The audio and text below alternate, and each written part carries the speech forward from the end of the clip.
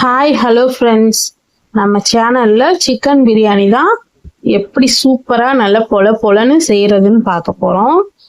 இது ரொம்பவே ஈஸியான மெத்தடு, பிகினர்ஸ் கூட சூப்பராக செய்யலாம்.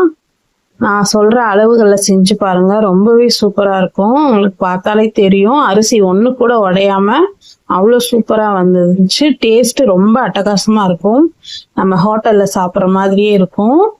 வாங்க பிரியாணி எப்படி செய்யறதுன்னு பார்க்கலாம். இப்போ நான் பாஸ்மதி அரிசியில தான் செய்ய போறேன். அரிசி 3 கப் அளவுக்கு எடுத்திருக்கேன். இது ஒரு 3/4 கிலோ அரிசி. நம்ம 3/4 கிலோ அரிசி எடுத்தோம்னா 1 கிலோ சிக்கன் எடுக்கணும்.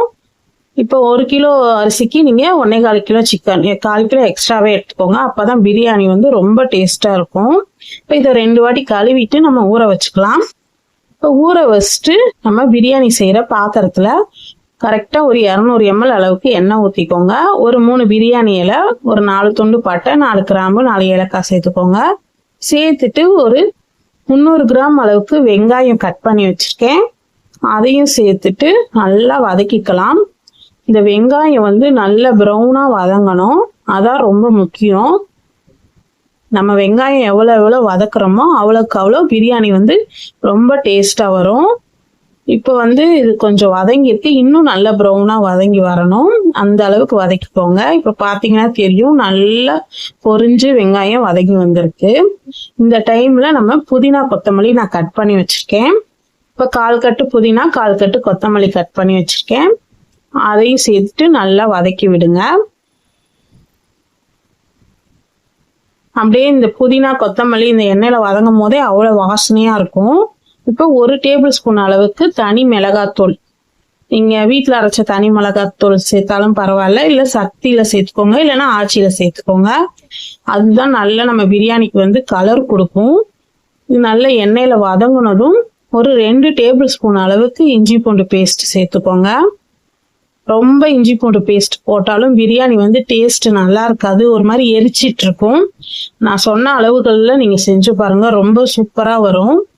இப்போ இது சேர்த்துட்டு நல்லா வதக்கிட்டு ஒரு 300 கிராம் அளவுக்கு தக்காளி, ஒரு 4ல இருந்து 5 பச்சை மிளகா அப்படியே லைட்டா கீறி வச்சிருக்கேன், அதையும் சேர்த்துட்டு நல்லா வதக்கிக்கலாம். இப்போ இந்த தக்காளி சீக்கிரம் வதங்குறதுக்காக நம்ம ஒரு டேபிள் ஸ்பூன் அளவுக்கு உப்பு சேர்த்துக்கலாம். சேர்த்துட்டு நல்லா கலந்து விடுங்க. இப்போ இந்த தக்காளி நல்லா மசிஞ்சு வெந்து வரணும். இந்த அளவுக்கு தக்காளி நல்லா வதங்கினதுக்கு அப்புறம் நீங்க தயிர் சேர்த்துக்கோங்க. தயிர் ஒரு 2ல இருந்து 3 டேபிள் ஸ்பூன் அளவுக்கு தயிர் சேர்த்துக்கலாம். சேர்த்துட்டு நல்லா கலந்து விடுங்க. தயிர் நல்லா நம்ம ஊத்துனதே தெரியாத அளவுக்கு நல்லா கரைஞ்சு வரணும், அந்த அளவுக்கு நல்லா வதக்கி விடுங்க தயிர் சேர்த்துட்டு.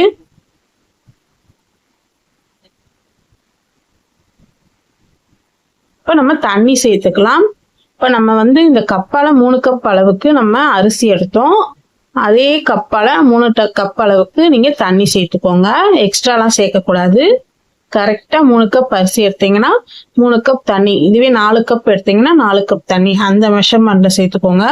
சேர்த்துட்டு இதை மூடி போட்டு ஒரு 5 நிமிஷத்துல நல்லா கொதிச்சு வரும். இந்த டைம்ல நான் 1 கிலோ சிக்கன் சேர்த்துக்கிறேன். சிக்கன் 1 கிலோ சிக்கன், இது நம்ம 3/4 கிலோ அரிசி தான் ஊற வச்சிருந்தோம், அதுக்காக 1 கிலோ சிக்கன் சேர்த்திருக்கேன் நான். சேர்த்துட்டு நல்லா கலந்து விட்டுட்டு இதை மூடி போட்டு அப்படியே ஃபுல் ஃப்ளேம்ல வச்சு விடுங்க. ஒரு 5 நிமிஷத்துல நல்லா கொதிக்க ஆரம்பிச்சிரும். ஒரு 5 நிமிஷத்துக்கு அப்புறமே நல்லா இந்த மாதிரி மலமலன்னு கொதிக்க ஆரம்பிக்கும். இந்த டைம்ல நீங்க நல்லா கிளறிட்டு இப்போ அடுப்பை சிம்ல வச்சிருங்க. அடுப்பை சிம்ல வச்சுட்டு அப்படியே விட்டுருங்க. இப்ப பக்கத்து அடுப்புல நான் ஒரு 2 லிட்டர் அளவுக்கு தண்ணி கொதிக்க வச்சிருக்கேன். அதுல நம்ம ஊற வச்சிருக்க இந்த அரிசியை சேர்த்துக்கலாம். சேர்த்துட்டு உப்பு கொஞ்சம் தூக்கலா இருக்கணும், அதனால ஒரு 1.5 டேபிள் ஸ்பூன் அளவுக்கு நான் உப்பு சேர்த்திருக்கேன். சேர்த்துட்டு கரெக்டா 5 நிமிஷம், அதுக்கு மேல விடாதீங்க. இந்த கொதிக்கிற தண்ணியில அரிசி சேர்த்துட்டு கரெக்டா 5 நிமிஷம், 5 நிமிஷத்துலயே நம்ம அரிசி ஒரு 3/4 பாகம் அளவுக்கு வெந்து வந்திருக்கும். இப்ப நல்ல சிக்கன் பாதி வெந்திருக்கும். இப்ப அடுப்பை நீங்க ஃபுல் ஃப்ளேம் வச்சுக்கோங்க. அரிசி சேர்க்கும் போது நம்ம இந்த கிரேவியை வந்து நல்லா ஃபுல்லாக கொதிக்க விடணும். கொதிக்கும் போது நம்ம இந்த அரிசியை வந்து தண்ணியை வந்து வடிகட்டிட்டு இந்த மாதிரி சேர்த்துக்கோங்க. நான் சேர்க்குற மாதிரி சேருங்க.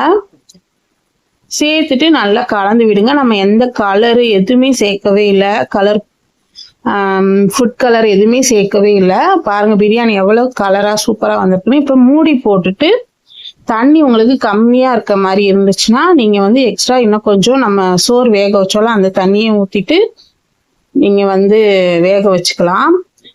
தண்ணி வந்து நல்லா இந்த அரிசி முழுகிற அளவுக்கு இருக்கணும். இப்போ மூடி போட்டு கரெக்டாக ஒரு 20 நிமிஷம் அப்படியே விட்டுட்டிங்கன்னா நம்ம பிரியாணி வந்து அப்படியே சூப்பராக ஒரு அரிசி கூட உடையாம எவ்வளோ சூப்பராக வந்துருக்கு பாருங்க.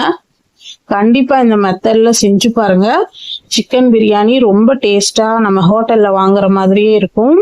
இனிமேல் ஹோட்டல்லே வாங்க மாட்டோம், வீட்லேயே சூப்பராக செய்வோம். இப்போ வந்து நம்ம லெக் பீஸ் பார்க்கலாம். அதுவும் சும்மா சாப்பிட்டா சூப்பராக வெந்திருக்கு. அவ்வளோதான். இந்த பிரியாணி வந்து ரொம்பவே சூப்பராக இருந்துச்சு. வீட்டில் எல்லாருமே நல்லா என்ஜாய் பண்ணி சாப்பிட்டாங்க. ரொம்பவும் நல்லா இருக்குன்னு சொன்னாங்க. அதான் உங்ககிட்ட ஷேர் பண்ணிக்கலான்னு நான் பண்ணேன். கண்டிப்பாக நீங்கள் செஞ்சு பார்த்துட்டு எப்படி இருந்ததுன்னு உங்கள் ஃபீட்பேக்கை என் கமெண்டில் சொல்லுங்கள்.